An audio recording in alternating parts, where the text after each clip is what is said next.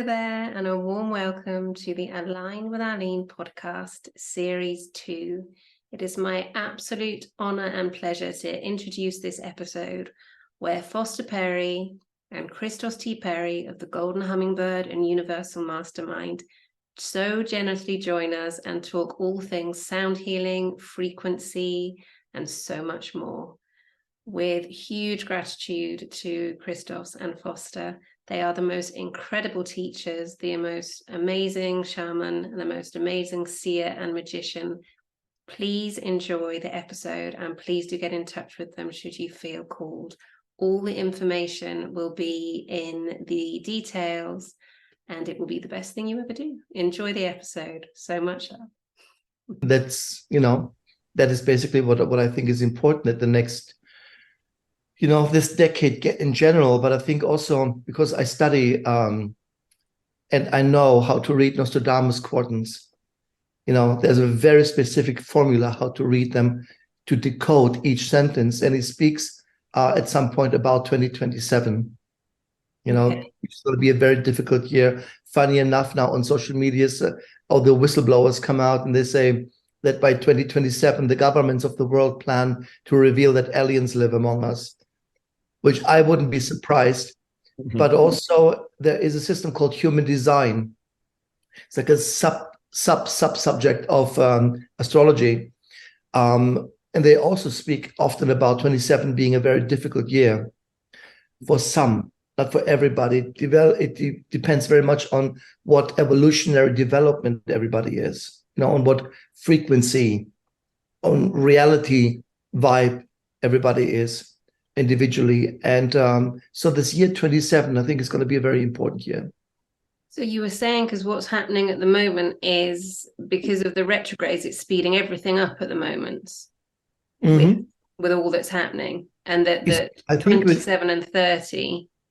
You see, I totally agree with this, because logically, a retrograde, everybody always sees a stagnation in retrogrades, But what I see is, when you take a Coca-Cola bottle and you shake it a couple of times, this is retrograde for me.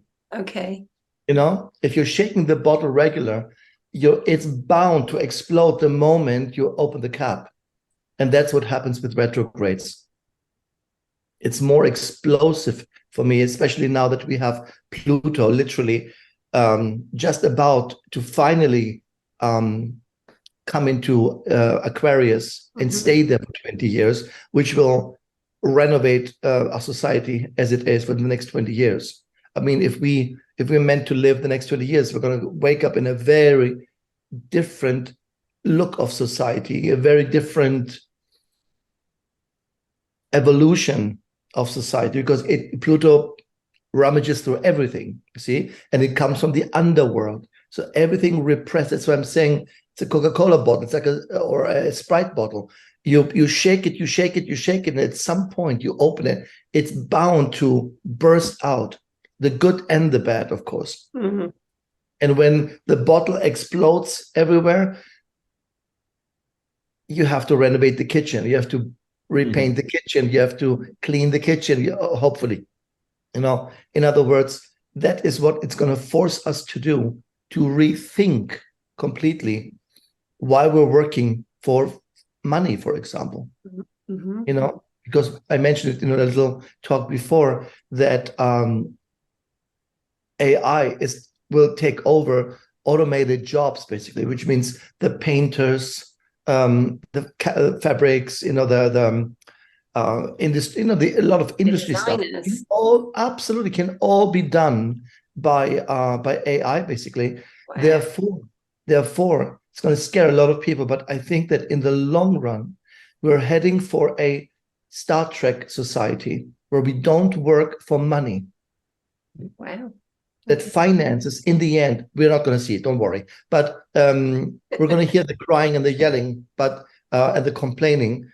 But, that's where it's going in the end. When we have so much automated assistance, then we can focus on a unity, hopefully, on a unification of let's work together for a higher purpose. And Star Trek how do they get their jobs? They get their jobs because of their qualifications, basically. So if they're very smart, they end up on the enterprise. If they're very good in something, they end up in warp technology. If they're very good with, it's based, and that's where we're going. We're going to go into focusing also genetically, manipulating intelligence, talents, skills.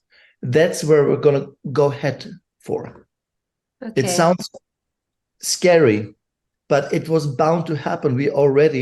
I always said, God made man in his image, and now man makes God in his own image.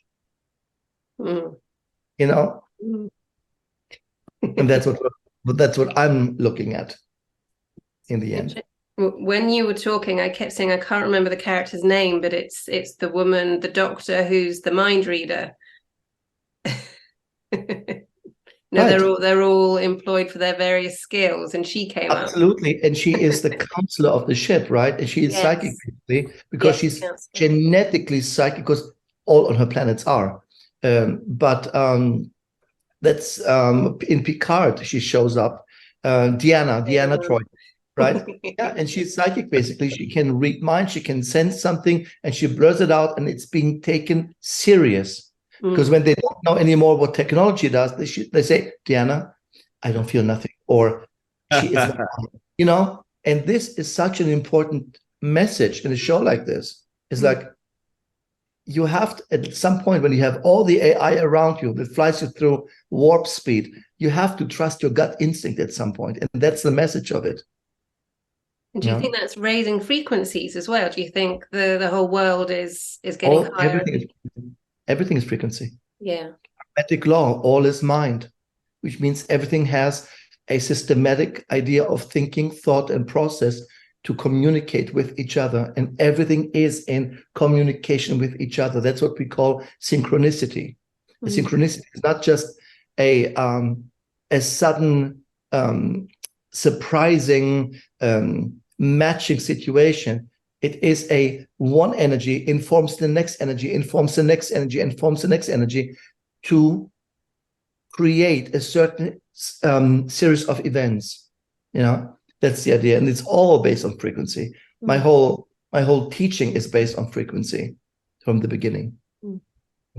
Absolutely, because obviously the reason that we've come on today, and thank you so much for being here again, is to talk about how powerful sound healing is, how powerful frequency is, and music.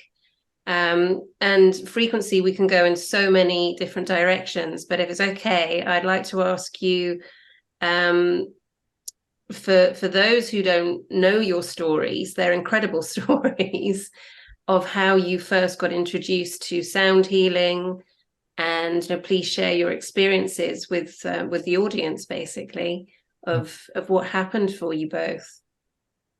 Well, Foster, you have a bigger story than me. Well, when I was in New York City, and lightning had struck next to me and blown off my shoes, and I was on the ground. After that, I didn't want to talk. I had an experience. I mean, it's a cliche to say oneness, but it is an experience in which I could communicate with everything, every life form, every tree, the wind. So I only sang. At first I didn't speak at all. I mean, it was too traumatic an experience, and I just wanted to go back to the apartment. But then I only sang, and that's what healed me, you have to understand, from the lightning. And the singing was that when I woke up the next morning, I had sound frequencies in my head. So it was like a radio. So I was picking up actually the radio, but then it went higher and higher and higher. And it's not like tinnitus. It was really sound frequencies on such a high level that you're downloading information through it. Tremendous information. And it also felt very connected, of course, to everything, but especially spirits of nature. I felt all of a sudden I could communicate with nature, and I knew things. I never studied Tesla, but I started to make Tesla coils. I never saw a crystal before, and I walked out on the street in New York City, and this woman came to me, "Oh my God, you just opened. Here's a crystal." I didn't know what a crystal, I didn't know what they do. So I started collecting them. I think maybe I had 5,000 crystals in my apartment within a few months. And I started building medicine wheels. I didn't know what a medicine wheel was yet. So I started meeting Native Americans everywhere because they said, "Are you Native American? What reservation are you from?" And I don't know, I grew my hair longer and, I look like an Indian, and I started to work with medicine wheels and plants, and I started to grow plants because we had a garden. And finally, I was only singing. At first I was singing, and it was only overtone chanting. So I always loved how the Buddhists did overtone chanting, or how there was artists in New York at that time, from Meredith Monk, the performance artist, who loved overtone chanting, David. And so I started to sing in overtones, and eventually it became 7 overtones at the same time. So I would actually talk to someone in overtone singing. I got to that point where as I opened my mouth, only overtones came out. And one of the tests, when I first met Kristos, because, a lot of men before him had rejected me because really I'm very different. I sing and I'm a medium, all that kind of stuff. And Kristos came in, and we were in, I think we were in Zurich or something, and there was a echo in the walls, and I started to do my overtone chanting. And he just looked at me like, kind of, "What's that?" Like, "Why are you doing that? Stop doing that." Well, it was rather, how do you do that? I knew what you were doing. And I wanted to talk to the plants. I wanted to talk to the trees. And I would walk through Central Park, and I could see all the different spirits and communicate with them. This is my introduction to sound. And from that moment, I then met Valerie. I met my friend Diana Vivanti, Cirillo, who was working with sound frequencies. She came to my apartment. She said, "What is this apartment?" Because my apartment had colors. You press a button and the whole apartment changed color. Yeah. And I had all the light panels. And she said, "I have never seen anything like this. And what is the sound you're making with your mouth?" And pretty soon... Now you're buying the lights on Amazon, She was a revolutionary.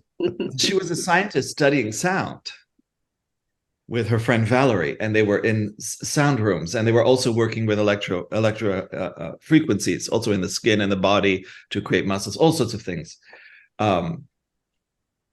Anyway, it was, for me, a total transformation. Wow. Because Kristos, I remember in one of your many workshops that I've attended, you were talking about how you were how you've always seen in color since that high. You've always seen in color. And I remember you describing that the music was coming through the radio and it was color. I think the first time, and I remember there are some things I remember so vividly, and I must have been a year and a half. A year and a half. I remember it vividly. I could communicate very well, by the way, at that age. And I also could tell the time by 2. So, I was quite quick in my development for whatever reason. But I remember my father bringing a radio. It was one of those radios with the antennas, Some people will remember what that was like. It's like the TVs, when you have to hit the antennas and move them in different directions, and like a plug satellite. it in the wall. Plug it in the wall, exactly. And I remember music coming out, and the music that I saw turned into color. That's what I remember. And of course, I loved at some point, unbeknownst to my parents, because they had no sense for classic music. But when classic music was playing, it was the purest colors that came out.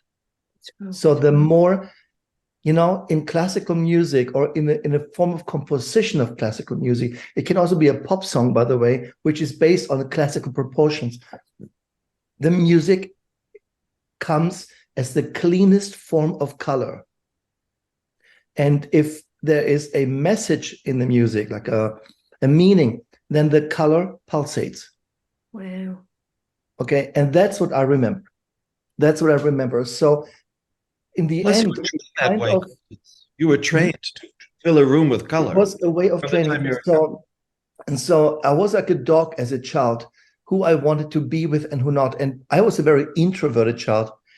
And I didn't like to have sleepovers or playtime or, be with other people or being nannied and so on, because I didn't like their sound.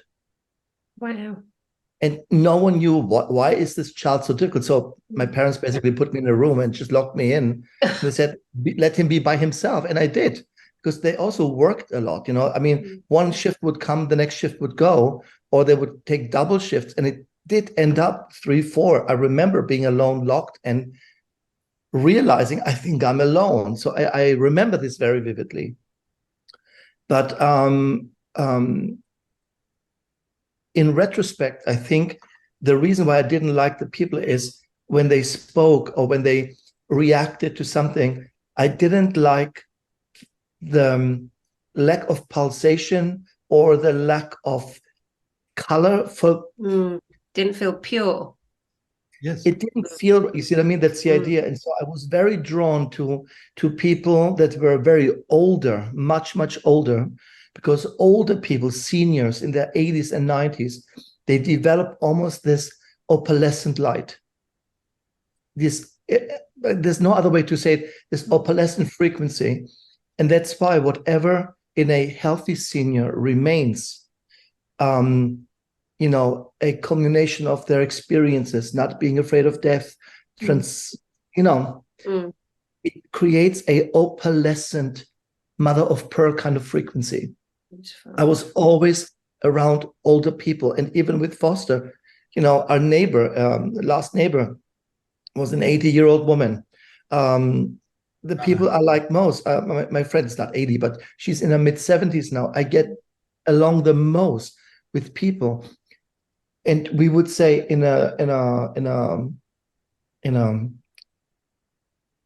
different way, you could say, I respond more to a frequency rather than a person. That's what we say. I like the vibe. Yeah. You see, yeah. I like the vibe. I like her vibe. She has a cool vibe or something. But it is really that frequency and that color that I see. And later, very significant in my Hermetic studies, my teacher would let me read and study certain subjects only in certain colored light. Like, I'm making this up now, like Hermetics, I had to study in a blue light. So he would, and again, these are the days when they had light bulbs they were called disco lights for the basement, for the party basement, so to speak, party keller, we used to call it in Germany. And you could buy these colored light bulbs. There was no shade around the lamp, just the light bulb. And so I would come into the room, yellow, today's astrology, red, today's alchemy, blue, today is Hermetic laws, green, today is, so this is how I understood that every subject too has a specific color frequency, a specific vibe. Some people learn English in no time.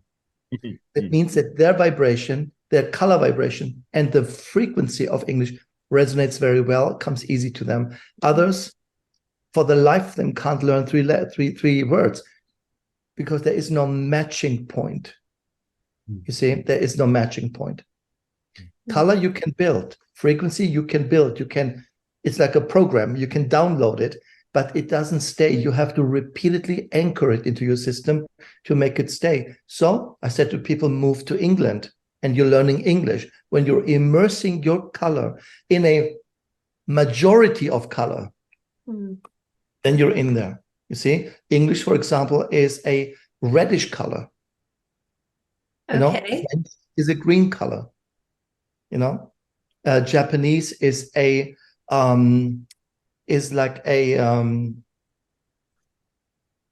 can say like a crimson almost kind of color. See, so if you have this in your energy, you resonate better to it. And that's because, Kristos, you read auras. You see auras. You see colors. I don't say I see. I usually say I read, because color is something that you read, and the color is also the introduction to, for me, to all the other layers to all the other layers that are inside the matrix. The aura is not important for me. That is quite easy to sense and feel and see, for that matter. But it's to go beyond that and tap into the various layers that the matrix is made of. But this is how I remember color. Yeah, I wasn't laughing at you, by the way. I'm just giggling because as you've been talking, two of my cats are as close as they can get. They've just come in. And animals is the same thing. What do you think is the green thumb that people have? Mm. You know, my mother, of all things, I mean, she is I would never call her a witch because she's totally unaware of it. But whatever she would touch with a seed, it would grow. It would just grow. And she would say, you know, I talk to them and I give them good soil. And I said, Mom, you know, she's like, you know, I'm not a witch. But I thought something resonates to green nature. And I think when nature is very friendly to you, very kind to you, it means that you have a color combination or sound combination. You know, I'm going to tell you something very funny. I said it to Foster. When cars drive, regular cars, they make a specific sound, of course, and nature rejects this sound because there is no such sound in nature. Okay, it's like spirits don't see fluorescent light. They see it, but they don't react to it. They only react to flames, like a candle, for example, or a fire. And I said, you know, when I started driving my Tesla first, Tesla makes no sound. You know, there's no motoric frequency here. That nature likes Tesla drivers a lot, or it likes electronic drivers very much because it doesn't disrupt. When you drive into nature, it doesn't disrupt the sound of the nature.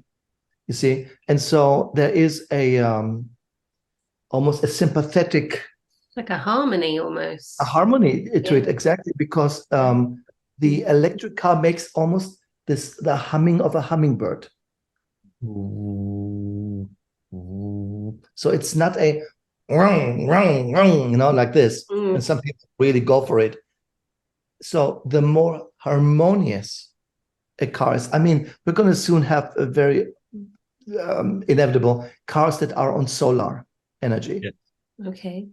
We know the people who make it, they're clients of us. It's a stunning process, but it's not utopic. It's already being built, it's already being created. I think there's a 2-year waiting list for it. And it's the beginning, like Tesla. It's a 2-seater, you know, but give it a decade.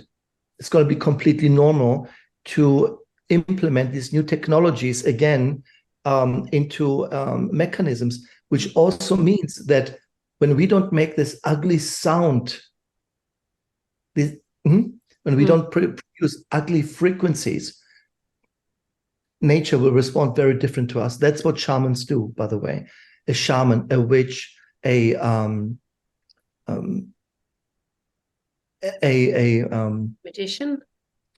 magician, but also somebody who is just connected to nature. What they do is they're almost like middlemen, like a communicator. So when Foster starts a workshop, for example, his energy anchors the workshop and makes it part of nature. Beautiful, yeah. See? That's what a shaman has to do. When I look at this, when people say, I'm a shaman, and I look at it, they don't do that. You're not a shaman yet. Not that you're not a shaman, but you don't have the anchored experience yet to create an energy that commands alignment. Still developing. Yeah. That's exactly what it is. And therefore, you have to create a certain level of command, is the word, as a shaman specifically, as a witch anyway. That's the coven, that's the circle, a magician in a temple. You know, similar idea. But it is very important to anchor the energy. See, and then nature responds. Like when you do a reading, for example, Aline, or when you do a session, or when we, you know, communicate, when I channel, there is a lot more visitors than just the physical people. Absolutely. There's a lot more because the channel hopefully creates a harmonious vibe to interact with everybody. And that means everybody on various vibrations of existence. Mm. Yeah. And Elaine, remember, after I got hit by lightning, I started to go into scientific investigations. So they were trying to investigate what is healing, what is the frequency of healing. So they used to put radiologists would put cancer cells in front of me in test tubes, and then I would put my hands around them and I would sing to them as well. And it's this, I always worked with sound. That was my number one modality. And I had met a woman later in LA, Kabbalah Bach, who was the head of LA Sound Healers. And she had an amazing, many things happened in her space, but we were experimenting with sound healing. And it started first before that with these laboratories. And you could reverse cancer cells through a specific tone. Always my heart would go into, and they had, electrodes and everything on me. And what they found out was that I would immediately go into a kind of Fibonacci series of the golden mean. Whenever I was doing healing, the frequency I would give off would be an exact golden mean ratio. Mm-hmm. And this was physicists and different people. Every single time I did a healing, it was always the exact same frequency. It was the same modulation, everything. And so it confirmed everything they actually believed about beauty, that healing is beauty, because it's also the ratio for beauty. Mm. And then we had Chinese film crews filming me, if I could send that frequency through the cameras to China, all that was documented. And then I went with a top radiologist only working on different kinds of illnesses and singing to different illnesses. And you could reverse all of them by communicating with the illness and bringing it into a kind of harmonic, a kind of holistic idea. Mm. And then the illness would respond, And it didn't matter if it's a test tube or it's a person or whatever. I had to have someone next to me or something in my environment to sing to. Okay. I couldn't just do it alone. You have to sing to something. And this is the idea. When I first opened, I loved everything. It's an enduring love. I love her. I love Babylon. I love the whole thing. I remember being in a seminar after I opened, and there was a woman channeling the goddess, and immediately I could do the same thing. I could channel back and forth to her on the stage. Wow. So I could get the language, she could get the language. So I realized I am connected to this goddess, this Babylon, this incredible lady, whether she's black, red, or whatever. I felt her energy coming through and her voice. So that started the idea of messages. Sound connects to messages. Higher frequencies have messages. So I did not react to people because of their color. That's more Kristos' thing. Mm. When someone was in front of me, they had a message. Mm. And the message, whatever, you could say the message of their soul, the message of angels, the message of spirits, whatever. But when I first opened, I started talking definitely to a class of angels. I mean, whether you want to call them angels or not, they were these huge beings. They were in front of my room in the morning, 3 of them standing in front of me. And my whole house, really, you could see tremendous light in my apartment in New York. They were everywhere and people were attracted from day one, I have to say. But when I started talking again and not just singing, and people were coming, hundreds of people were coming to my apartment. They just heard, this guy open and they would start coming. Queuing around the block. That is the 80s, right? Giving them messages. What? That is the 80s. That is the 1985. Yeah. And it's an amazing time because I think a huge creative door opened in that time. I remember it in every shape and form as a very, like he says, the amount of people from all walks of life who were interested in anything that was not physical was almost obscene. I don't know where these people came from. It was also the booming of books, by the way. Up until then, you told me too, Foster, we only had like a shelf of books and that was it. But it was indeed, I think, one of the big gates of openings, 85, 84, 85, I think, where a huge boost of freedom and creativity came through. Samuel Weiser at this bookstore, amazing. Every imaginable book. I mean, we are talking about every magical book you could possibly get your hands on, and you could sit there and read them all. Oh, wow. So of course, that's what I did. That whole year. I mean, you worked, you helped people, right? I even sang to them. The message is a song. It was a frequency. And then, of course, always teaching about gratitude, right? Everything was gratitude. To go into these other psychic spiritual realms, you had to stay in a certain positivity with gratitude. You were saying, Kristos? No, the same thing with me. I can't give a reading to myself. There has to be someone else. I need a question. I need a counter player, so to speak. And then it comes through. You know, and that's what I'm telling people when they go and they think that they're going to do some, you know, and we had a couple of people, some expensive psychic workshops, they're going to become mediums and then the problems are solved. It's not. You cannot read for yourself. You know, and that is also, I think, part of the deal. You know, it's a part of the deal because this is service in the end of the day. Of course, for us, it's also a profession. We have to make a living from it. We don't have a church. We don't work for a church. You see, that would be a different take, especially in the US here. But that is something that I see very often when people say, why can I not help myself? Because it's not part of the deal. When you open, the objectivity is almost impossible. You would be schizophrenic to be objective with yourself. It's like when Trump talks in the third person about himself. That is nutty. You know what I mean? That is crazy. And in general, people do. I just saw something and he was talking about this in the third person about himself. And I thought, you're right there, dude. You're right there, you know. But it is, you know, mentally not right when people try to read for themselves, at least for what I know and what I hear. That's why we have a lot of also spiritual people among our clientele. A lot, by the way, in top positions where you think they should be able to help themselves. No. They're not meant to help themselves. And that is the level where the universe keeps you humble. Okay? Who are you to think that you don't need the help of any other of your peers or and so on? You see what I mean? So I do completely see that, you know, the moment somebody needs something, Foster's there. You know, I get sofa and TV guy, sofa and TV Foster. Others get the healing, you know what I mean? But that is part of the cosmic deal. You know, well, you have to activate that. Yeah, you have to ask the right questions. Then you get the other Foster. If you're only focused on sleeping, of course, you're going to get the other Foster. Get tired. Well, after your tour and all the work you've done this year, I'm not surprised that you just want to have sofa, TV, Foster and Kristos. Absolutely, absolutely. But look, when we go back a little bit to sound and frequency, it's not even that unusual. I mean, music therapy is something very established, and sound frequencies have been used for centuries now in cultures in form of therapy.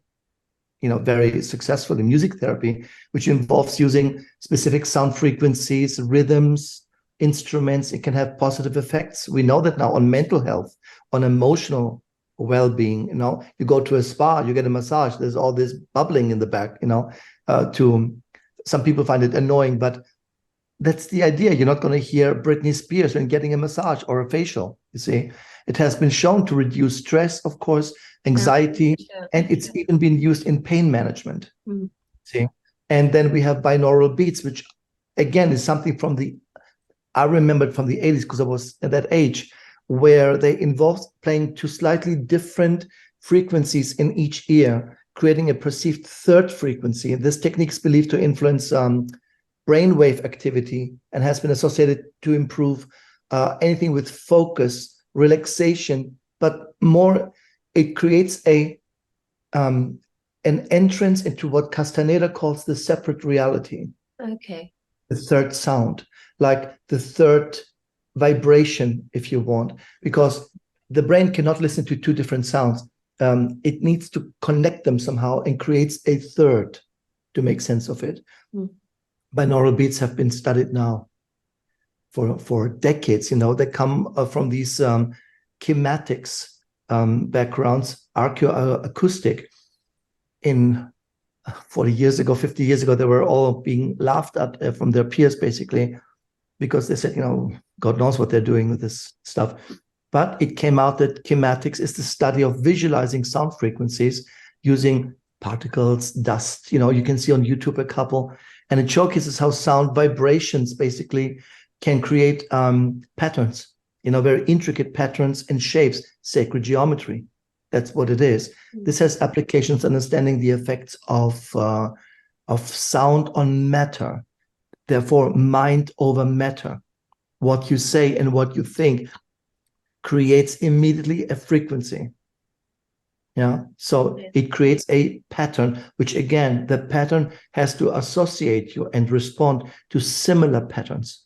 That's how we create synchronicities. And it can have, of course, we see this in art very often. Alex Gray painted very much sound frequencies. He's very, he must have been high most of the time, but he tapped into something the way he painted. And also, crystals have sound. I would walk, we were in Arkansas, and I would walk into a space and one crystal would be singing. And you would go all the way looking through all, these people that own these places, they can't hear anything. And you're just walking until you find that one crystal that could be a tiny thing, not the giant ones in the front. And it's singing, and it said, okay, I'm buying that. I'm taking that with me. It chooses and that's how we picked our crystals. Yeah. In those days. And stones, for the same fact. And why are stones so important? Because stones, crystals, hold energy. That's what they do. In other words, whatever you build, it holds it. You don't lose it, especially if it's spiritual in nature. Again, if it's a resonance. And when there is a regular connection, I would say, to it.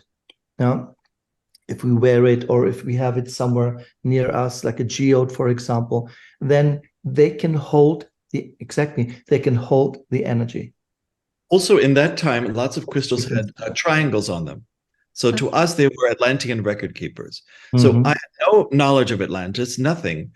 But when I opened, I knew all about Atlantis, Lemuria, Pangaea, all these different, sub-Saharan cultures in depth. So I started to find these crystals with multiple triangles on them, and a lot of phantom crystals too. And just holding them, I would get knowledge. If I slept with them under the pillow, whatever, if I kept them in my apartment, I was downloaded with tremendous information in those days, that have followed us, crystals, for the rest of our lives. Not every crystal does that, of course, but there are certain crystals which are like libraries, you would say, Yeah, and it depends very much what a crystal is, depending on certain geometric forms along the crystal wall or inside, sometimes like phantom crystals. Phantom crystals very often are secret keepers. The crystal in the crystal. Yeah. So then my friend introduced me to Janisa, and my other friend, Diana Vivanti, was working with sacred geometry in the fact that you became the geometry, which is the same thing as Janisa with Daryl Langham. And Daryl had created giant, three-dimensional sacred geometry, and you had to walk inside of it, and they moved. So you were inside the crystal now. And when I was working with Diana, she created nesting hexagons as a form of meditation. So sometimes we'd have we had 1,000 people in different nested hexagons, all together with a specific frequency, singing a specific thing that then vibrated to the point where, you definitely don't feel the ground anymore or anything. It's almost like you're flying. Transcendental. Yeah. That was all 1985 to 87. That was quite a time. Because you say that. So no, all I was going to say was because you say you don't work for a church, but your church is music and nature, isn't it? To some degree, yeah. Yeah, and the beautiful. Sorry, I'll just say the beautiful work that you do in workshops around the world, online. You're an international DJ, Kristos, and so you're both surrounded. I'm surprised when they hear that. Yeah. I did for a long time. I come originally from music. Yeah. You see, I was one of the very first people who DJ'd what was then known as techno, and I mixed it with world music, like sacred singing, church. So I would be in a club basically and play this heartbeat, but I would layer it. There were records still, vinyl. There was no CDs, and that was something you had to learn to listen to. That's why I have a good ear now. The rest deteriorates, but my ears are good. and I would play Bulgarian choirs, for example, or Latin mass over it. And people say, why are you bringing this? I said, just wait. And I'm telling you, I was one of the very, very first people who would mix sounds, not music necessarily, or just play a record and that's it. And I influenced quite a lot of people. I mean, like everything, you inspire, if you want, other people, and then suddenly you had a project like Enigma coming out, which was a massive hit. These people were around the clubs in that time and got inspired. I don't want to say the word stealing, but inspired. And that's what we did in that time. Then, of course, world music became a big concept then. Peter Gabriel was very involved in creating African sounds and webbing them into his music. In his, Kate Bush, of course, is, for me, the epitome of somebody who can squeeze a sound out of nothing, basically. And even if you don't like it, you have to admire what she does with the frequencies. And that is 1984, 83, 84, 85. With the very, very first synthesizers where you could recreate a sound frequency and program a sound frequency. These new sounds, like electronic music, opened a complete new gate to the brain perception. When we look at Kraftwerk, Depeche Mode, at these early electronic bands, if you want, Brian Eno, of course, Philip Glass, they tapped, the more sophisticated version, they tapped into a medium through electronic means, which was ready to open in the brain waves. And for me, that kind of music ended much more into being healing music. It had more a healing quality because also it was music for technology and communication. This is when I call them the Mercury years. This is when sound frequencies were used extensively to communicate with technology, radio waves, microwaves, synthesizers and so on. Our modern world relies on these frequencies now for wireless communication, you see, but it started broadcasting, even what we're doing here, satellite transmissions, all that stuff. But in the end, it all started a little bit for me in these very, very early pioneering. Absolutely. This was much, much earlier, by the way. That starts already in the 50s, 60s, 70s. But it really breaks through for me, end 70s, beginning of the 80s, when the sounds are like, I never even heard anything like this. I remember being, 13, I think, or 12 or 13, listening to Hounds of Love, Kate Bush's album, The Second Side, the famous Second Side, The Ninth Wave. Never heard anything like it. Never heard anything like it. It was a sound production, but it had the purpose to stimulate something. Needless to say, the colors that came out of there were ultramarine, which up to that moment I've never seen before. Wow. Ultramarine, magenta, mother of pearl, silver were colors I saw way after the 80s. Okay. Right. In particles. So that was also for me the opening of society, a new generation. We call them the first wave, second waves, and the third wave. And now the third wave kids, basically, they have a lot of that ultramarine in it. Unfortunately, too much ultramarine makes you think that you are entitled to everything, of course, Millennials. There you go. So for me, I remember club music being healing music.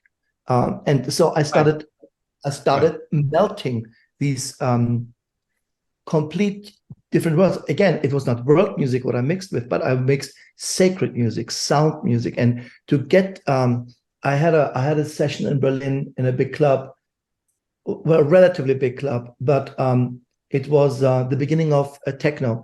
And I got a vinyl with Islamic prayers. Yeah. And I remember to this day, it was whatever happened in this one session, there was nothing to record. You see, it was then not recordable, but there was no cell phones, there was no nothing. It was just the pure moment. In the moment, you would create something. And I knew that if I use it this way, I will help to transcend certain situations. So for me, the idea of chanting, singing bowls, tuning forks, these ancient practices mixed in modern music, which I do still today in my productions, by the way, all my meditation albums have exactly these elements in there.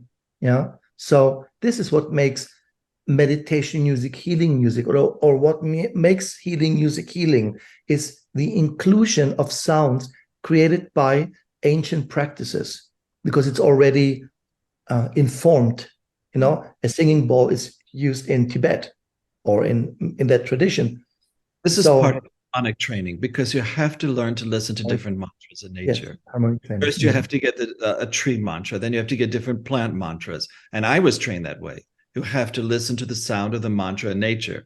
You don't listen to, after a while, I grew up on Steve Reich and all these kind of music that was so organic and so breakthrough at that time. But then when I got into shamanism and I could hear it myself and it would vibrate through my body, or you could make the sound yourself. You could heal anything by singing through somebody's body. That was actually my gift, and I started to sing to everybody. I sang through the organs. I learned to sing to each individual organ, to hear their different sounds, to heal organs. That to me became real shamanism for me, not something you can actually teach to other people, but you find your gift with a shaman. And then, because every shaman has to find their song, obviously. It's a song that you hear repeated over and over. You hear it in musicians' music. There's a certain sound that they always have that's unique to them. And that happened for me. I found my song. I found, names of things, we always talk about spirits and their different names have frequencies. And everybody is treated equally. This is another thing in shamanism. I don't understand this idea of, people are, everybody from Kristos onward has always made demarcations. So that's person not that intelligent. That's not this. But in shamanism, you don't do that. You really see everybody as equal. Everybody, even if they have a brain tumor or whatever, and their frequency is completely off, you still try to balance it, even though you may not succeed because they've chosen that, whatever, to go through that experience. And of course, you can't heal everybody, but with the sounds that are going through their bodies, people were getting cured of cancer at that time. Obviously, shamans were using this ability for sound and mantra, the mantras that you got. Because I went to India and then I lived in Tibet and then I lived in the Amazon. So we were constantly getting different mantras from different tribes and their songs. And some songs are healing songs. Some songs are, like in ayahuasca, you have Icaros, you have different kinds of songs that guide you on a journey to your healing, guide you through past lives also. There are songs for that. And in shamanism, we had to learn to differentiate all this. Yeah. And then I constantly were meeting people who, when they studied shamanism, created their own language. They created their own songs. And they sang their own songs from different tribal peoples that they didn't know. Like in how the Pentecostals, sing, glossolalia. You go to that's another thing I was introduced to very young, to the Pentecostals, where you walk into a room and they're all singing in tongues and they don't know what they're singing. But it's like a heavenly kind of amazing music. And that impressed me very much growing up. This idea of all these people coming together and just singing from their heart, and they're having these ecstatic experiences. And of course, I did glossolalia when I was 11 years old. I started to speak in tongues and do all that stuff in churches and do healings in churches. And I started very young, before I got hit by lightning. Again, it's frequency, and it was going through the hands, because they were bringing people up in the front of churches, and I just lay hands, and I wasn't singing yet, but I was doing glossolalia through their body. So it's a song. I realize it's all one thing. And this is what unites people. Of course, music is a uniter, right, Kristos? It makes us one. It makes us one with the earth, with nature, with the universe. This is why we love music. And at that time, in the 80s, came something called higher frequency music. So that's another thing. After I opened, I started to only buy higher frequency music. And not all of it was higher frequency. It was just called that. But some of it actually was. I remember Aeolia, or all these kind of albums came out. And, growing up on Kraftwerk and club music, this was like something different. I could only hear frequencies, and it would take me higher and deeper. Later, after the big high and everything, then I went through a ritual death. You die to your own ego, you die to the past. And then in that death, the sounds change. You know, Orson Scott Card wrote a book called Songmaster. And in that book, you start out with the high tones. That's how I felt. And then by 88, 89, I was now in the low tones. And all the tones were deep, were lower.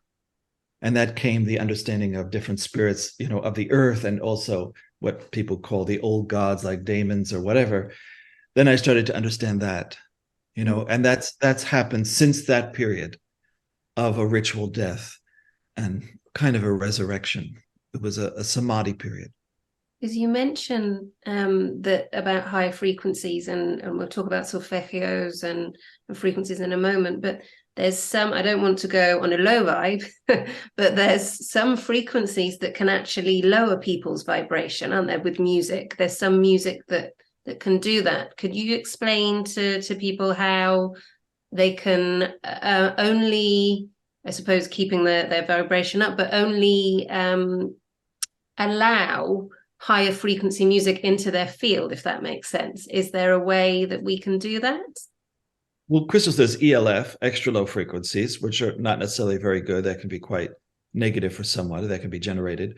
Or you're talking about much deeper vibrations. Like when you're doing Kabbalah, Kristos, and you're chanting in Kabbalah, you're chanting in a much deeper sound.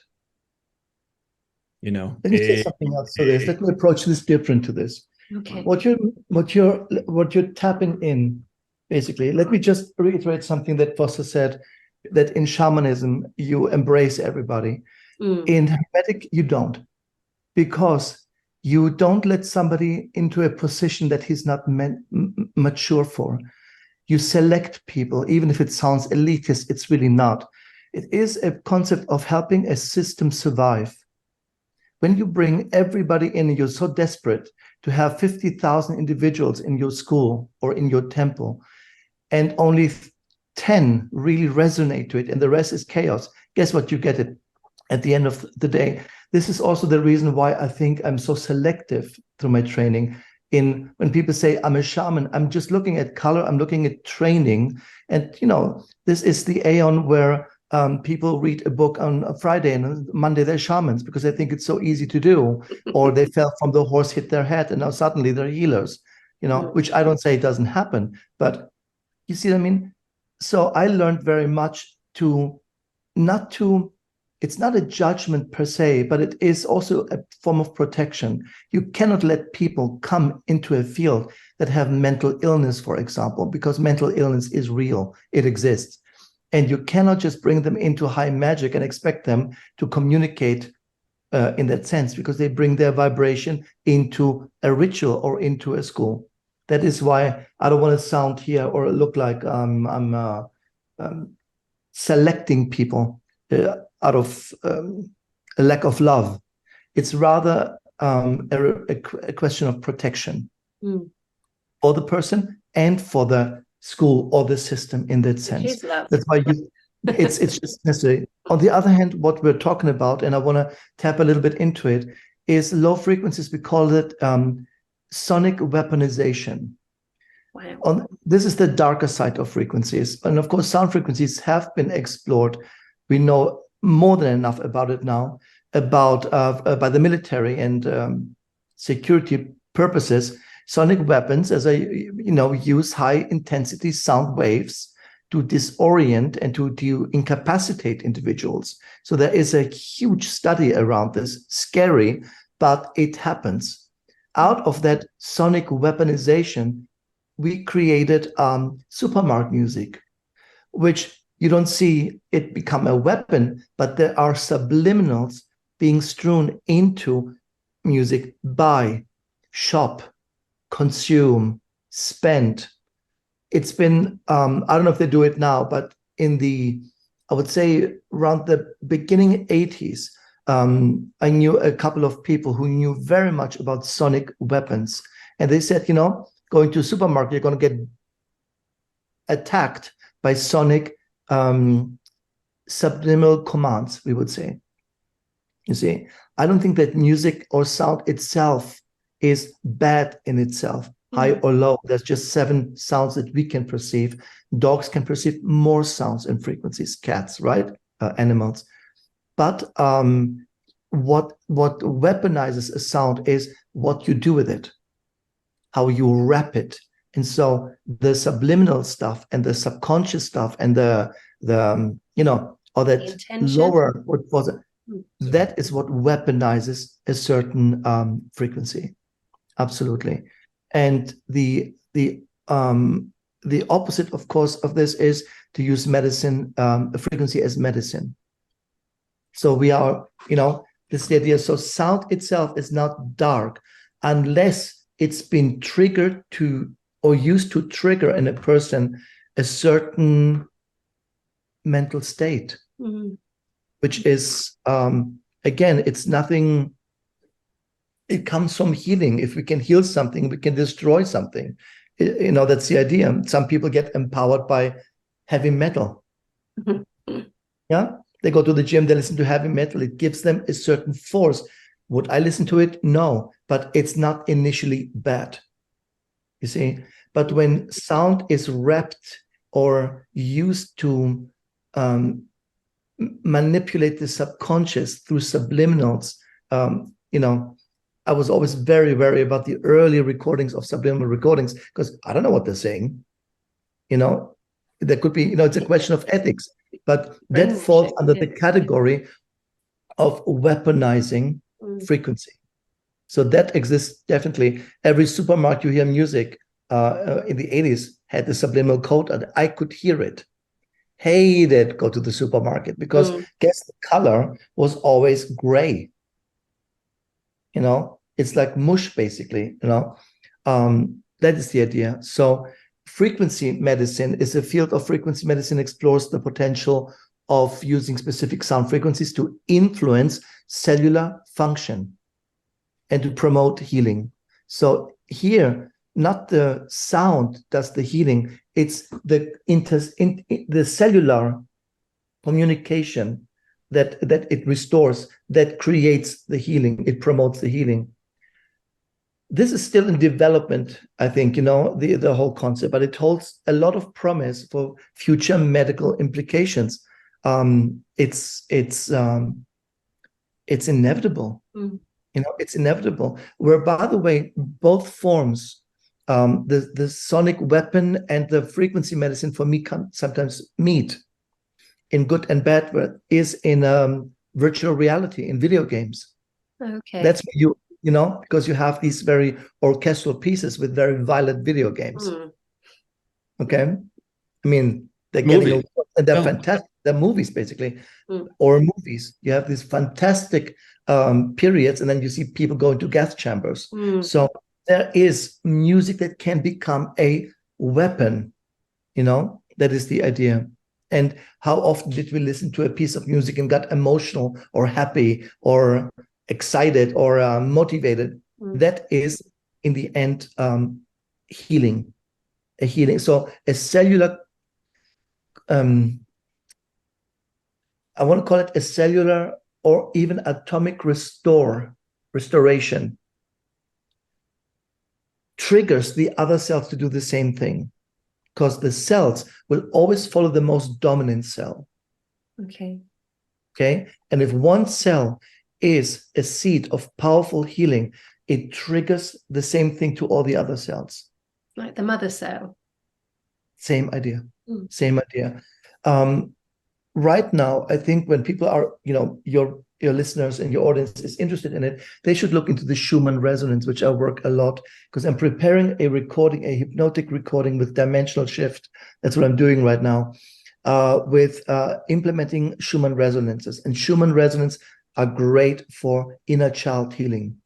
Okay. It's going to come out next week, I think. Brilliant. But this is the frequency to heal the inner child, because the inner child harbors a lot of dissonant frequencies.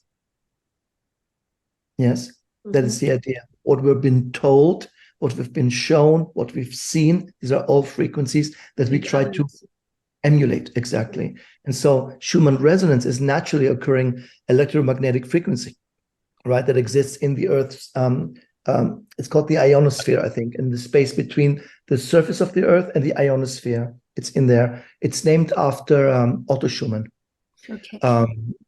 who predicted its existence as early, I think, as 1950, and later measured it at the end of the 50s, I think. I might be wrong about this, but the Schumann resonance is often referred to as the heartbeat of the Earth, due to its rhythmic nature and the similarity of frequency to brainwave patterns. It's getting higher. We're back to share all of this information as well, because you've shamanism. Yeah. We're back to shamanism. Schumann resonance is at the very basis of shamanism. If you feel bad, go out in nature, lie on the ground for 20 minutes, and you're going to be okay. So the Schumann frequency is approximately around, to my knowledge, 7.83 hertz. It's going There's several frequencies in the range of 6 to 50 hertz that are considered part of the Schumann resonance spectrum. It's a spectrum. And these are generated by lightning discharges around the world, which create electromagnetic waves that bounce between the Earth's surface and the ionosphere, creating a standing wave pattern. So when he talks about being hit by lightning, basically what happens when someone is hit by lightning is his Schumann resonance is restored. Okay. Now you are in tune with the Earth's pulse. So If that makes sense. A lightning hit, by the way, is nothing but a gateway. Everywhere where there's lightning hits, every hitting of lightning and a thunder and so on is a gateway. These are portals. So I remember we went to Mallorca, I think, and there were some trees that were hit by lightning. Doorways. Doorways. They stay open. Barcelona. But that's what Foster describes basically, is that he's hit by lightning, and by that hit, his own resonance, I don't want to say is deleted, but is enhanced to some degree to be closer to the Earth frequency. So he's somewhere between the 6 and 50 hertz when he does shamanism. He must be.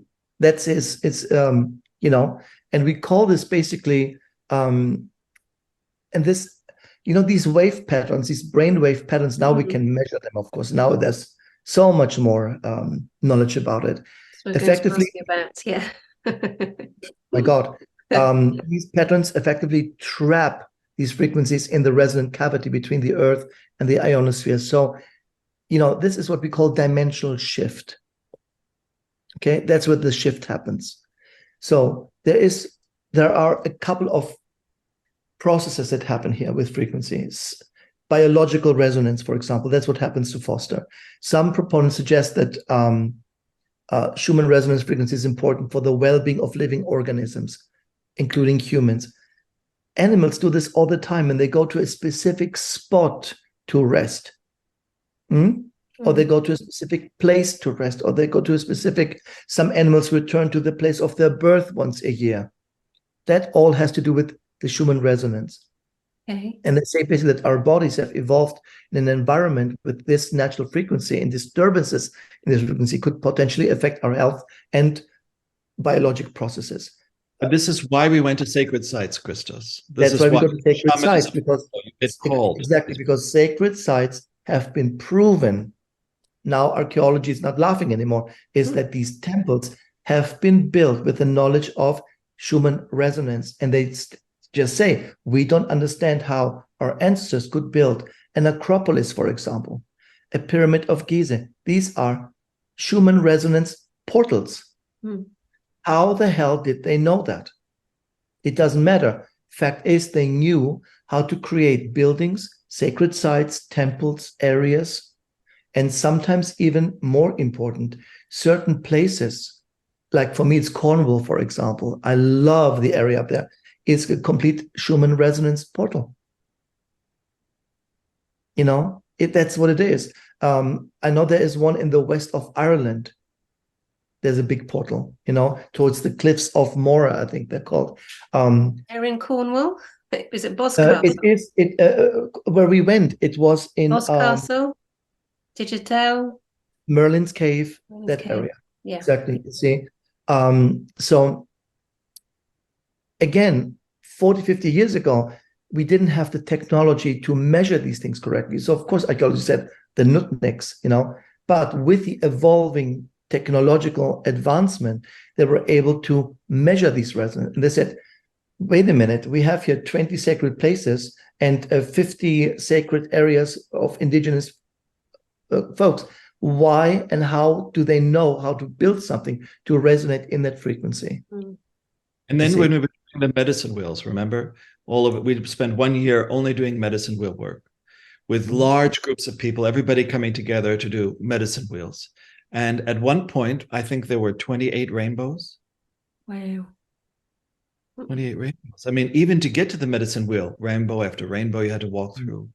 I remember one of your workshops, the lightning striking, when you were outside.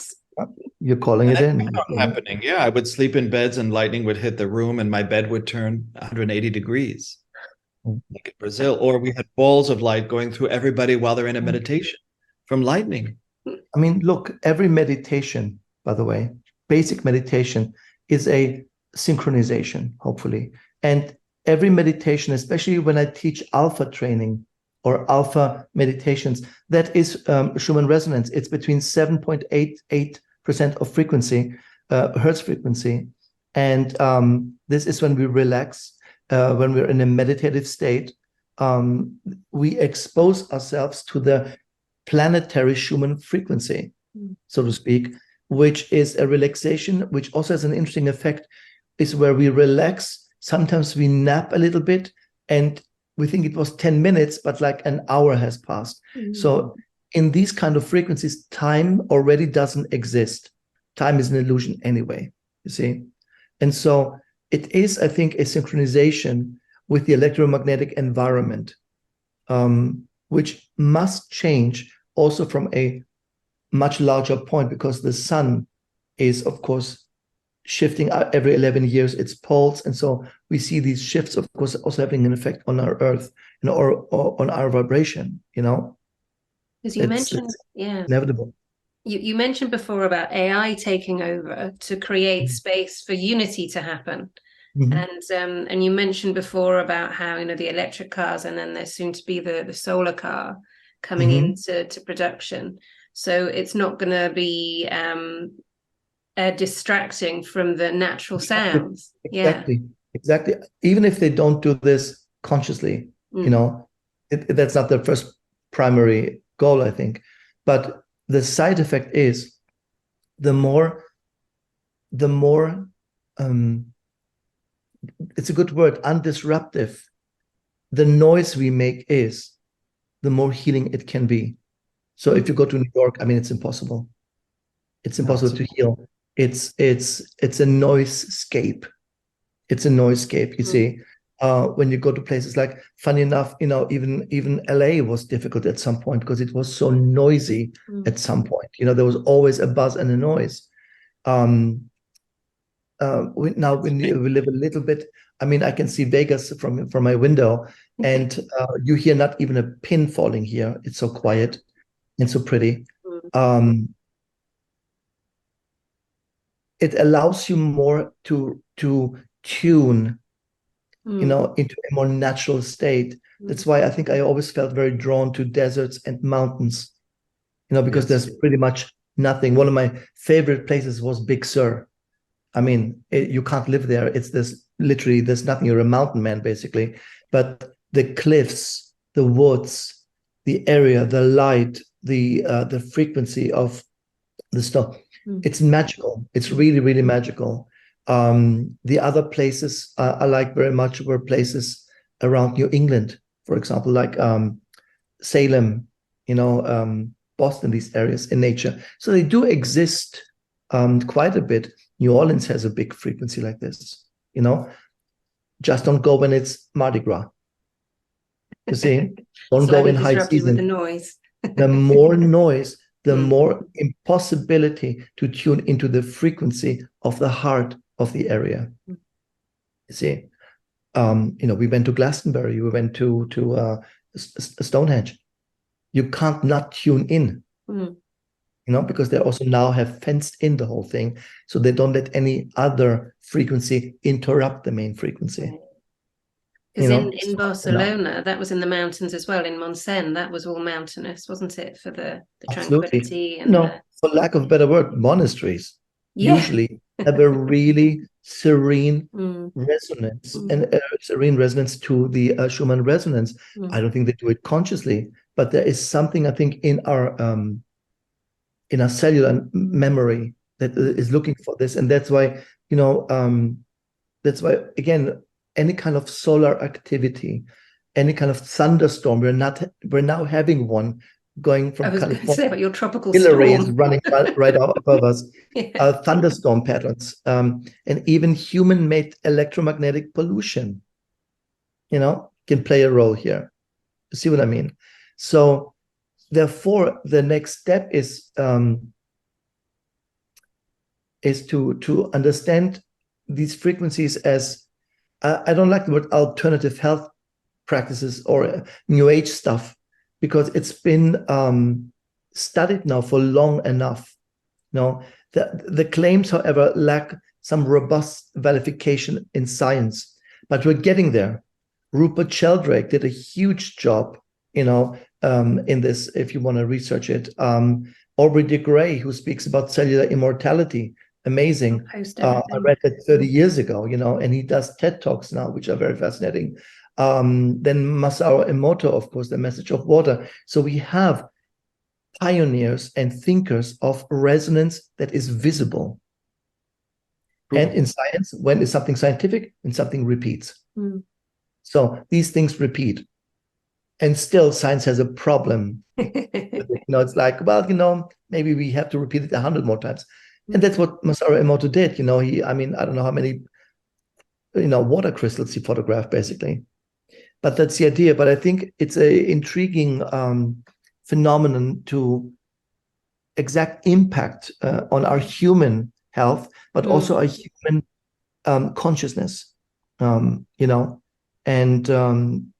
again, we just need to wait for more evolution through AI, which will accelerate the evidence, basically, because that's what AI will do. And while we're waiting for AI, people live in New York or very noise polluted areas, should we say? They need to counterbalance this. They need to counterbalance the pollution. That's why I'm doing these hypnosis sessions. Remember, I opened in New York City, so I had no problem. Yeah. I transcended all of that, and believe me, I was the most psychic in my entire life in New York. So I was an urban shaman at that time. Also, you had just a very fresh impact of frequency, which overrode basically everything else. And then I left for New Mexico, living at 11,000 feet. Well, there we go. You see what I mean? He left New York to go to something that resonates much, much easier with that frequency. 12 years in the desert. That's the idea. Look what happened right within COVID. There was an exodus from the cities. Yeah. Because what is COVID? It was also an overload of pollution. I mean, everybody had a goddamn opinion. Suddenly everybody was an expert. I mean, you don't know shit from life, but you now know everything that happens in everybody's life. And it was a noise pollution, see? And some people just packed their stuff and said, okay, enough. We're going to a less polluted noise, mind polluted environment, And now we hear the other complaint is the New Yorkers went to Texas and raised the prices in Austin. Now the LA people like us, we left California, and we came to Nevada where all the prices went up again. So again, there is a social effect that happens with migration. But at the basis of everything, it was just, if I look back at COVID and Black Lives Matter and all these political times and Trump and so on, lots of noise pollution, a lot of noise toxicity, In the end, I just wanted to do my music, my hypnosis, my little bowl, my little tune. I just wanted peace. I just wanted peace. The desert. We left for Palm Springs and the Coachella Valley. We wanted to be in complete silence. And that was the biggest standstill I've ever been through. Yeah. There was nothing moving at some point. It's very literally called quarantine. Yes. But And we nature all came back, the Gaia reset and exactly restored, because yeah. the Earth's resonance now overrode our resonance. For once, we all shut up. Yeah. You know, we went inside and played TikTok, but at least we shut ourselves down on the outside world. It wasn't that bad. I'm telling you, I wouldn't mind another year like that. I quite enjoyed it as because well. Earth, I enjoyed it thoroughly because Many also it was really you could see nature coming back. That means that the original resonance of the Earth's heartbeat took over the rest. That's exactly what happened, you see. And I think without eliminating our influence, of course, but I think that this is what we need to look at. What can we do to some cities in the 90s? I remember they had car-free weekends where the cars could not drive in a city.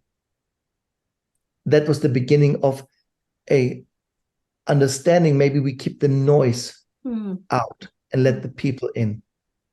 You see, because people, where do you think people resonate the most in mass with the resonance of the Earth? On the beach. Bring 50,000 people on a beach with all that chatter and all that noise and all that fun. They all resonate within that frequency. That's why beach life, is the idea. You understand? That's where I was 2 days ago. That's the idea. He loves beaches. For me, it's too boring, but that's where I would go. I would go into a cave. Personally, I would go into a temple. You see, I'm a temple person. That's where I relax the best. Again, always, I'm a Cancer. I'm more in a secluded way. But we calm down. And if you want to heal, the easiest thing is just shut up for a day. No phones, no nothing. Read a book, meditate, bake, cook, sleep, take a bath. Do nothing except nurture yourself and don't speak. These non-speaking, what do you call these? Not resorts, but you can go sometimes to silent retreats. Yeah, exactly. You restore. I wasn't saying anything. You restore your frequency the best in these places where you have to be quiet, contemplative. See, noises on a certain level. That is a practice that should be in every hospital apart. There should be places where you should be quiet, calm. And by the way, beaches and libraries are the most resonant. Because what do they say in libraries? Shh. See? So when you have people coming together and not need to blur themselves out, when people come together in meditation groups, which I always tell people, say, what should I do? Just gather a couple of people and do a weekly meditation. Quiet, nothing, just calm down. This is when, as a group dynamic, you accumulate more resonance of the Schumann resonance. So the more people come together, the more resonance there is. To maintain it. To maintain it, And the regularity, of course, is the practice. The gamma frequency is very important because you need to be connected to the psychic or spiritual worlds. That's really where most of my oversoul work is done. And when I go into that, that's bliss. That's pure bliss. And I have to say, I spent years of my life in pure bliss. And it's always there. It's in the background. So when I go into the meditation for me is a kind of bliss state that I tune into, that's underneath everything else we're doing here. Like time is an illusion. So much is an illusion. When there's no attachments, whatever, you're in this gamma state of, I don't know, compassion or thankfulness or whatever you want to say in gratitude. It's different than magic. Kristos is very, very involved in magic, where you want something, you desire something, whether it's, to talk to Enochian angels and get something back, that you can use, like a John Dee, or you can get very involved in, apocalyptic visions of a changed world. I mean, becoming or being a god, acting like a god. That's to me very much magic, and very much Atlantis and the things that people study. And I think that that's a very important study. It's quite difficult, I have to say, because you have to live it. You can't just read magic books. Obviously, you have to become the living initiator. You have to become initiated. And then everything flows. There's an endless synchronicity, exactly like in shamanism. Once you're in a certain rhythm and you're working with the spirits, then actually they make everything happen, around you. And then there's your higher mind, there's higher frequencies, whatever. It creates synchronistic events and things just fall into place. The right book comes in your hand, the right ritual, the right, talking to the thunder, everything becomes aligned. It's quite extraordinary to watch when you're in it. You can't explain that to people. I went for years and years and years of that. And then dry periods. There's periods that are quite dry. You're correcting yourself in theta, you're creating what you want in magic in delta. You have to be able to access. In shamanism, we go into dream states. You wake up in your dream first, lucid dreaming. Then you can even go out of your body, then into the mental body. You can go to different worlds. All this can be done by changing your brain waves. And of course, when somebody's brain waves are very off, you feel it. It's incongruous to you. And in shamanism, you start by raising awareness. You spend time in nature, you raise your awareness, in beta states, a hypnotic state. And Kristos and I talk about this because my father hypnotized me as a kid. He was the head of the New York Hypnotist Society. And he put me on biofeedback machines. But I think it was the hypnosis every day, every weekend, because he was doing his own tapes and I was kind of the guinea pig. And he would say, now you drink this glass of water and, you will remember, blah, blah, blah. And he was cleaning me out and something happened in those hypnotic states. Something happened in awareness, in beta awareness. And I shifted into something even then, because my father had a big forest, whatever. And I entered into some sort of alpha state, some sort of connection to nature, even very young. That never left me, And from there, I went into lots of ending dogmas and connections. First you get all the dogmas and then you divest yourself of everything you're taught. That to me is very theta. And then going into deeper delta states, I was kind of a dreamy kid, going in and out of states, And I remember I'm in a world of creation now. I'm creating things, and my dream as a kid was to make films. I went to NYU Film School and I wanted to create higher frequency films that are like meditations that while you're watching them, you develop spiritually, you transform. Your Vimeos. And yeah. And I mean, but I had really kind of grand visions of AI. And Studio Ghibli began to do that because they work with spirits, like Spirited Away or Totoro or whatever. It awakens something in people, that inner child, that wonder. And I wanted to do that by opening up all the spirits to people in films so that people were interacting with spirits and the dead and everything. And that later started to happen at that time too, because that's when, the Sixth Sense, right? Everything began then, all these films about talking to the dead and TV shows too. But I wanted to take it, they talked about lessons and everything. I wanted to go even further. Like, what if you went through initiation through films? And that was my dream as a kid.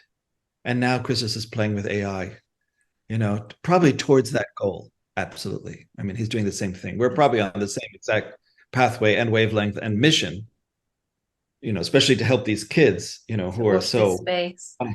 Yeah. But these are the transformation of brain waves, because we always said shifting dimensions or shifting consciousness was brainwave shifting. And Kristos eventually just taught that so perfectly and connected it to mudras and you can connect it to sounds, which he did. And that becomes very precise, that everybody can learn now how to shift dimensionally. That's real magic, real shamanism, is how to enter into other dimensions. And I cannot tell you, Eileen, how many times that's happened, quite consciously since I'm young, but especially with the shamans.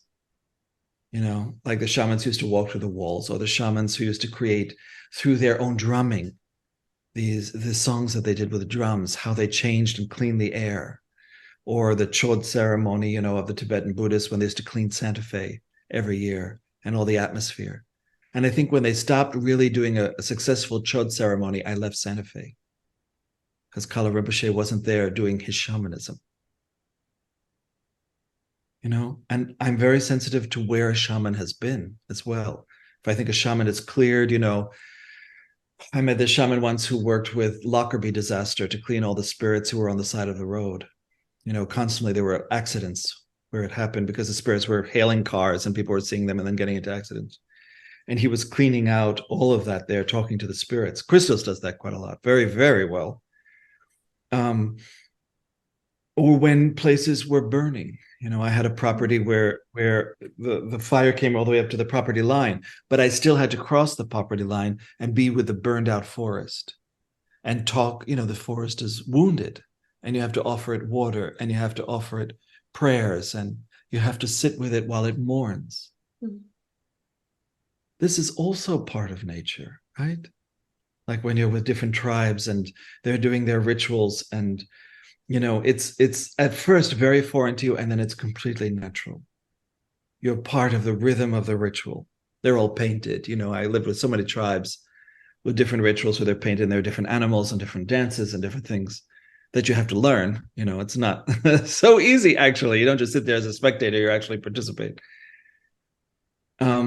But I love that. I love that it's kinesthetic, that you dance, that you drum, that you sing, that you're part of nature, but now you're moving and changing things, like almost entering a delta state and creating as a group.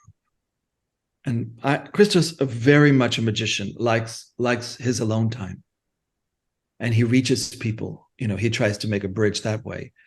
And me, I loved the ritual. I loved being with other tribes and being in the dance itself and being part of the movements. And, you know, they would say, now we are doing the alignment between Uranus and, you know, Saturn, and now we're doing Venus. It was amazing to me that they understood all that, how advanced indigenous people are. You see also why I'm saying not everybody belongs in a world like this. And that doesn't make them wrong or bad. You see, I think in conclusion, people that come often have a really big problem or issue with finding their space in all of this. Where do I belong?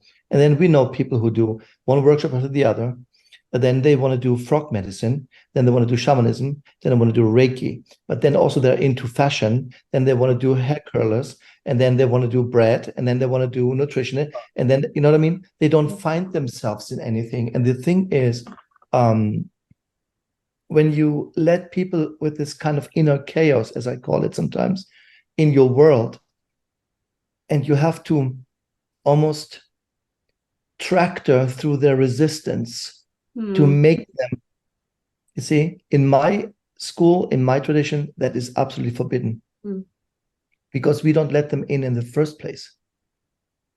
But you see, when you are open enough and you go to an environment like this and you're being embraced, that didn't happen before the lightning strikes. That all happened after. See? That all happened after. So I think that these emotional shifts that we have, that can be accidents, that can be lightning, that can be traumas, that can be, they can help, actually, if we use them correctly, help to align better with a natural resonance that shows us where we ultimately belong. You see, because life doesn't have any purpose, and that's the biggest gift of the universe. It didn't give us purpose in life. It gave us the freedom to give life purpose. Yeah. And when we accept, you know, I'm just not into touching people. No. Simple. Never. So I'm not into getting massaged, for example. I know it's very helpful and I got it a couple of times, but for personal reasons, I just don't let it happen to me. It's not relaxing to me. I don't connect so quickly with new people. I'm always suspicious, you know. Again, you see, everybody has their own nature in certain places. And I'm not necessarily for taking a non-dancer and transform them into a ballerina. Because in the end, no matter how technically good you are, you're missing the alignment to the resonance. And that is, I think, the most important thing, is to tune into that frequency, let's call it, you see. And again, it can be on 7 hertz, it can be on 8, it can be on 50, it can also be on 500. It doesn't matter what frequency, but that's where your resonant field is. And that's why some people are in human design. They're either manifestors, or they're creators, or they're, I think, supporters. It's very limiting in the end. I do believe very much that we all evolve in the end. But I don't think that we can evolve without a shift. Something usually it's an illness that guides people, a divorce, a accident, a trauma, a psychological effect, something that causes you to look beyond the veil, if you want, see, very often. I haven't met a yoga teacher who didn't say, I came to yoga after an accident. It was almost boring to listen to. It's like, didn't anybody just start it because there was a valuable practice in here? They all had to be guided once I met, because, there was something going on. And Eileen, we're going through the end of an era, Kristos and I, because many of our friends, we left Los Angeles, and many of the people that we've known in our work for all these years, some people have been with us 20 years, are all dying. Just even in the last week. Even my hair cutter died, the person that cut all my Indian hair off and made me, also the hair cutter we had. And it's funny about hair cutters, but also other people that we know who have been dying one after another. This is the summer for us of the end of an era. Yeah. This is also the waves after COVID. Like, they survived COVID, they got this far, and then they let go. And they're all, just a few years older than us. So it's not a mourning. Like, they come and visit, when somebody dies and they are spiritual, like if they had a connection to us, they come and they pop into your consciousness. Oh, how are you? And then you suddenly realize, oh my God, they're dead. And they're moving on their journey, and they want to acknowledge you, actually. They want some help to go to the light. They know by connecting to you, you'll make a stream of light for them to leave the tunnel. You'll direct them the right way. So people have been coming to us all summer, right, Kristos? It's been quite a summer. Quite a summer. Yeah, because we're in Venus retrograde as well at the moment, aren't we? Right. Love these people. Can't imagine the love, because they've passed, they've done. And some of them don't visit. We just find about it later. Like, they don't know how to contact us. They don't know that they can do that after they die.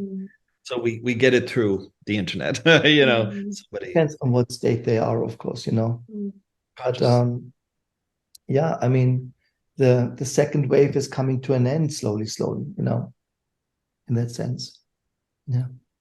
And we want to be a third this wave. This is our experience with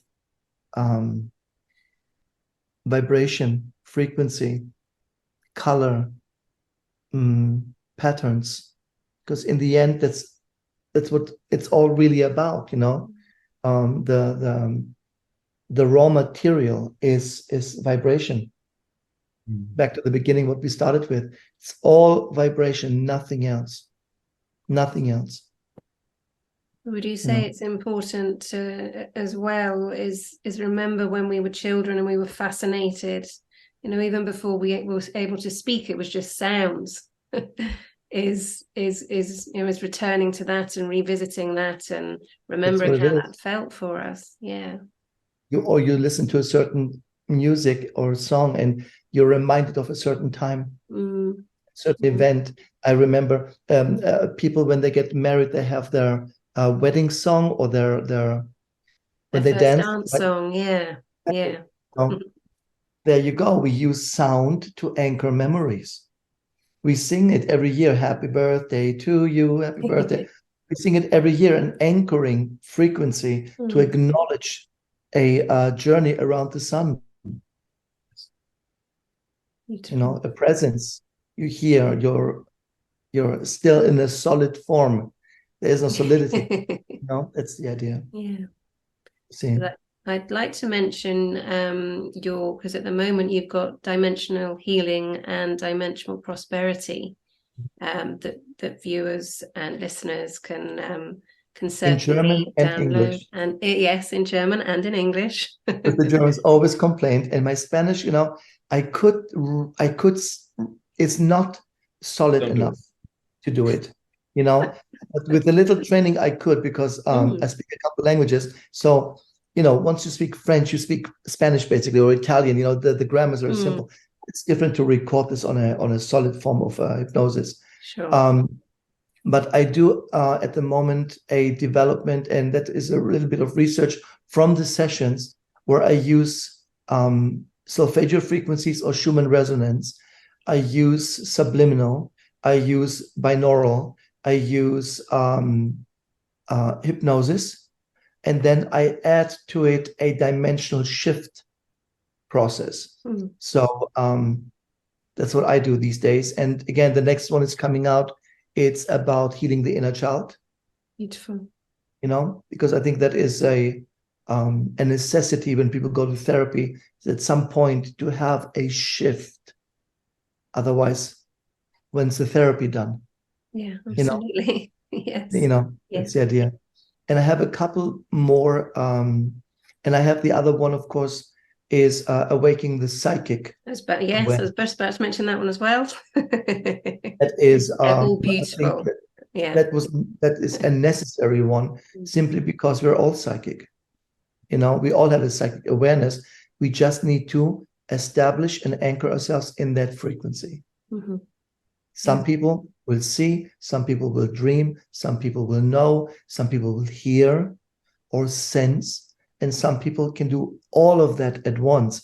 So, according to your package, I cannot make somebody, or you cannot train yourself in seeing something if you have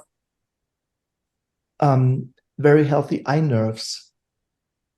Okay? Because seeing the aura is really nothing else but eye damage. It's a certain damage in the eye nerve that allows that weakness. Because when I look into energy without glasses, I can see very clearly. When I look at you, I need glasses, basically. The real world, I need glasses to even see. But when I see energy, I don't need it. So technically, if you want to see auras, you need to damage your eye nerve. Well, it makes sense about my laser surgery now on my eyes. See, that's the idea. But other people have a certain built-in intuition. Very often, I think the newest feedback I got with that recording is that they say, my dreams become much more vivid. Is that a side effect? Yes. That's the idea. And of course, every meditation practice, every shamanic practice, every shamanic journey, all these things will get intensified by practicing with these CDs, or they're not CDs, they're digital recordings. You say 40 days. Yes, the only rule I have is when you start with it is to listen to it for 40 days. The best would be, of course, without discipline, there's nothing, is in one row, 40 days, because it takes 40 days to build a new neuron that anchors the experience. Then you take 2-3 weeks of a break and you start a second cycle. 2-3, you know what I mean? That's all. And all you need to do is really take half an hour aside, put your headphones on, and just go through the process. You see, it's really, I have to say, as illusionary as it is, time is on your side. Showing up regular will establish a resonance that harmonizes with the goal of the recording: prosperity, healing, psychic awareness, healing the inner child, and keeping it healthy. That is the key. Yes. Okay. Then come a couple new ones that I will bring up is shadow work, for example, which is important to heal your inner shadow. These kind of concepts, but they take time to be established in the neurologic brain pattern, and it takes about 40 days to do that. Yeah. So that is one of my rules. 40 days and 40 nights. just to make sure that, if it sets in, it sets in. It's like a pudding, if it says leave it there overnight, you're not going to take it out after an hour and hope it's settled. Just leave it there. You're going to eat it tomorrow. I know, doing the higher mind training with you, which is amazing as well, by the way. It's in increments, so it's up to 40 before, right. I mean, traditionally, I remember Jose Silva always did it in 10-day increments. Yes. And he said that is enough. But I think, especially in my goal, I want to go much deeper than that. So I'm targeting the 4-5 different layers a little bit more intense, and they just deserve a little bit more time. Also, time is more stressless. Instead of, I better do this in 10 days because the next 10 days are coming. Oh my God. And if that 10 days don't, that's the idea. Yes. Yeah. When you give yourself a proper amount of time, you just don't go crazy. Yeah. Because otherwise you start the noise. Got it? Yes. Yeah. I was going to ask you both if it's okay. Do you have any advice we're coming up to the full moon? This is when this will be going out, actually. And we're in Mercury retrograde, we're in Venus retrograde. Is there any little gems that you would say to viewers and listeners of so you just particular? Wrote about it. Well, okay. Yeah. I wrote about the new moon. And I think the full moon is a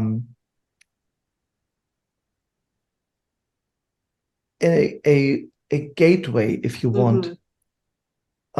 Because it brings us into the first door of the next period of doors of Pluto entering and staying in Aquarius in January, February, I think. Yeah. So the full moons are kind of propel us and complete.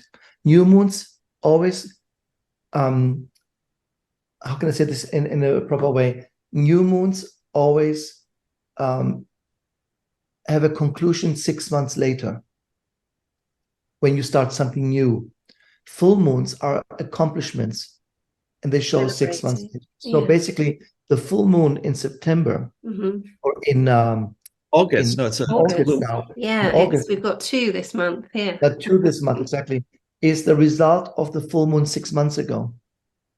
And when you look 6 months ago, we had quite a shaker with Pluto moving back and forth to signs, the bank system, what was it, the earthquakes and so on. I think that we're going to have a repetition of that. Okay, I'm not smiling at that. I'm laughing about the amount of noise that's around here now.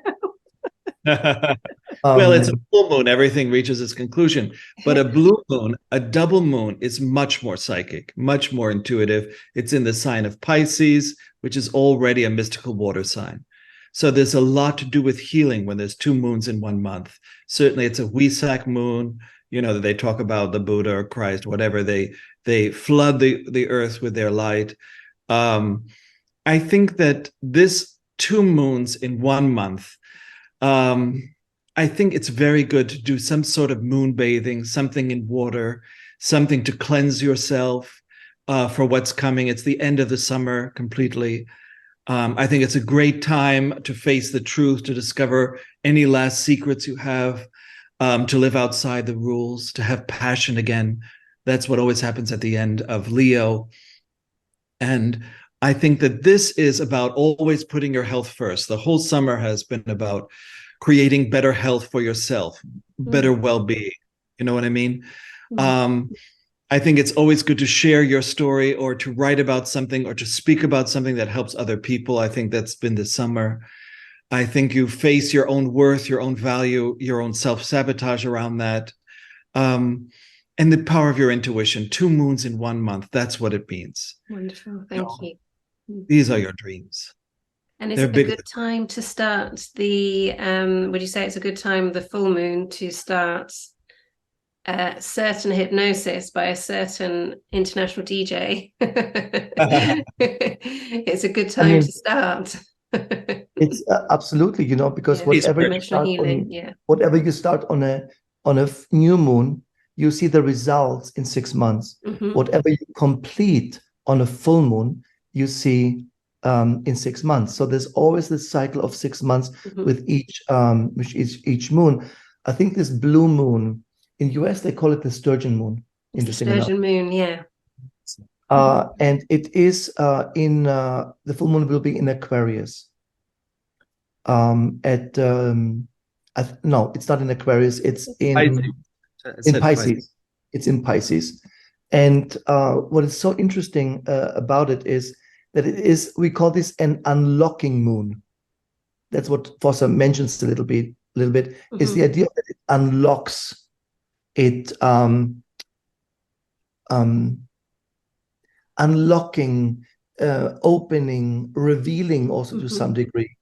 And again, for me, it is also a time frame where we kind of return to our nature, to our roots, to some degree, and look again at who are we, what are we doing, is this in the life, what's our vibe? Reevaluating. So it's a step back kind of move to. I think the blue moons in witchcraft are appreciating moons, where we really have to appreciate everything we have, because this moon symbolizes usually gratitude for the bounties of nature, and we ask us to step into the flow and appreciate the fruits of all the seasons and the beauty of cycle of life, so to speak. So it's not a good time to complain. Really, that I wouldn't complain on a full moon whatsoever, by the way. But this is what it's like a conscious reminder, if you want. That's the idea. Again, it's called the sturgeon moon in North America, as the fish is abundant in that sense. So again, the harvest idea and so on. But it is interesting because it is also an indication to what we celebrate later with Halloween. Okay. Which is remembering our past, our ancestors, who came before us, what they did for us to be where we are. And that gives you humility. It humbles you, And that is a nice. Would you say that's a gamma state? Because it's very much a gamma state, because gamma waves can only be tapped in through gratitude. There's no other way. There's no, I have frequencies for it, but the frequency cannot do anything unless you are in a state, in a memory, in an act of gratitude and appreciation. This is what gamma is so interesting, because gamma is actually quite a high tone. It's over beta actually, but it can only be approached through a degree of gratitude and appreciation. And this blue moon, it peaks at this degree where the collective energy of the previous month's journey is like a buzz. It's like a frequency that comes together, and it gives us an opportunity to get some closure regarding the themes that popped up during the first Aquarius full moon, and Pisces moon, which was around I think July. About July. So we're now here again in a frequency where I have to say this carefully. You have to follow your own rules. You cannot just abide to anybody else. By law, be nice, but for yourself, what are the rules you're functioning upon? Your values. And what makes you, in witchcraft, the blue moon is a celebration of weirdness. What makes you weird, quirky, bizarre, eccentric, that is being celebrated rather than judged. So it's a form of encouraging to use our uniqueness, our weirdness to our advantage. That is the idea. There's more concepts to it, but again, it also depends if the blue moon is in what year frequency. We are now in a we're in a 7, aren't we? Year globally, 2023, and 2024 will be, of course, a Saturn year. Again, patient, slow, but very powerful, very forceful in every step we make. So the better we find ourselves clear as we, in our clarity, the more powerful the action later. And 2025 is a year globally that indicates the result. And there is no fakeness, there's no lying, there's no pretending. It's all going to be out in the open. Total truth, total clarity, total, you see, that's what I'm saying. And then Lots it of comes, ultramarine. that's the ultramarine. I think that ultramarine and all these very almost otherworldly blues, like aqua aura in the stone world, is a synthetic stone. Not synthetic. It grows naturally, but they're including metals Okay. growing process. So you can't fake the growing process. That's naturally. But what they include is metal, and it turns blue aqua aura into this otherworldly blue that doesn't exist yet in aura form, but it starts to pop up here and there in certain areas. See, and I always rejected these kind of stones because it's like, laboratory grown, and stuff. But I stand corrected. They are wonderful protectors, quite radical, because they don't obey to the other rules of the gem world. They're like, we come here like teenagers, like teenagers, and they just, instead of clean up your room, they just burn the whole place down. That's the idea. So interesting to be worn. They can be very interesting to be worn, but they're radical. Therefore, the next 2 years, and then right before 27, we're going to be in an 11-year 27. 11 years are revelations. Going through gates, going through doors, revelations. And the Pisces full moon, Pisces is the last sign in the zodiac. So it's an ending. It's an ending where you face the last fears, the last sentimentality, the last anxieties of the past. It has some sort of connection to Saturn, I'm sure.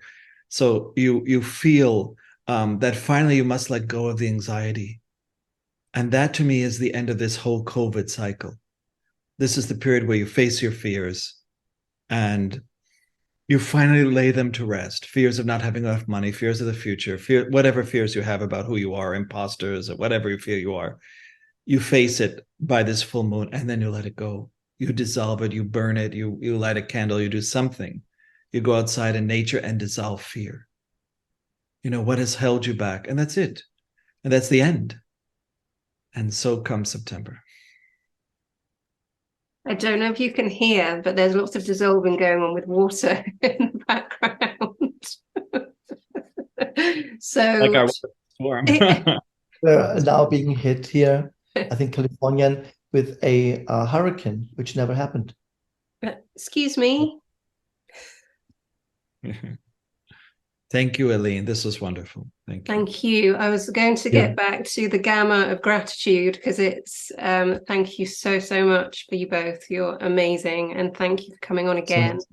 Thank you for all that you do in the world, all that you are in the world, and just thank you so much. I will put all the information in the comments below about all of the music, the hypnosis, the Vimeos, website, where Kristos and Foster are going to be on tour next year and at the end of this year as well. So please do get in touch with them. You won't regret it. Bless you. And thank you for all you've done for me as well. There's just no words, really. Absolutely no words. Well, look also what you're doing out of it. That's more important than what we do. It's what you're building out of it. So in terms of helping me to serve, thank you for that. Thank you. Absolutely. Thank you. Take care. Thank you. Bye.